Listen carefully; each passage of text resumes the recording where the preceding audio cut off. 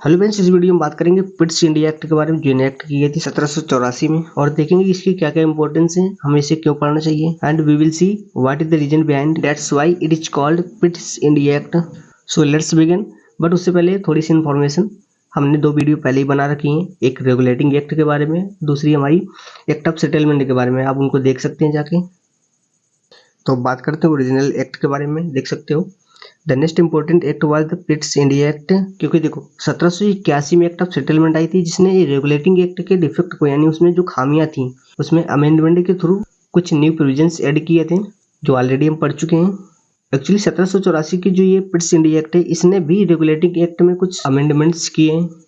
तो वो अमेंडमेंट्स क्या थे, उनको वन बाई वन पढ़ेंगे। उससे पहले देख लेते हैं क्यों इसे पिट्स इंडिया एक्ट ही क्यों कहते हैं।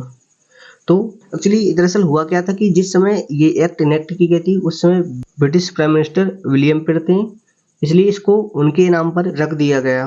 जो रेगुलेटिंग एक्ट ने कन्फ्यूजन क्रिएट किया था, उसको डिसॉल्व करने के लिए इस एक्ट को इनेक्ट किया गया था। अब बात करेंगे इस एक्ट के प्रोविजन के बारे में।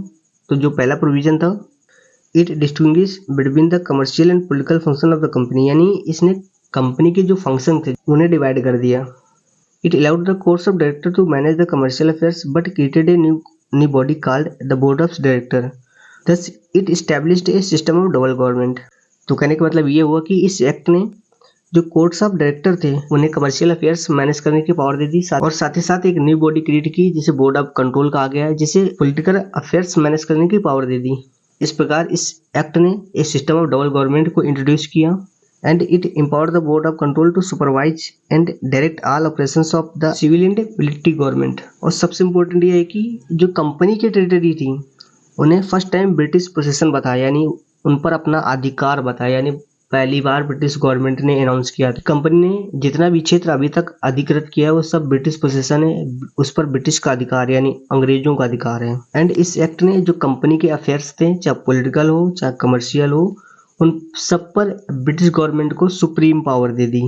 तो यदि इस एक्ट की इंपॉर्टेंस की बात करें, जो हमें एक्चुअल में पढ़ना चाहिए, तो सबसे पहले इसने फर्स्ट टाइम अपना पोजीशन शो किया, यानी अपना अधिकार क्षेत्र बताया।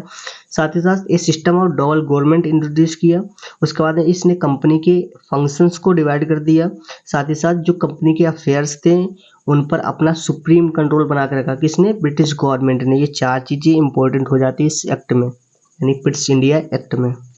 तो फ्रेंड्स, इस वीडियो में इतना ही। मिलते हैं नेक्स्ट वीडियो में नेक्स्ट एक्ट के साथ में। Thank you for watching, keep watching and be happy.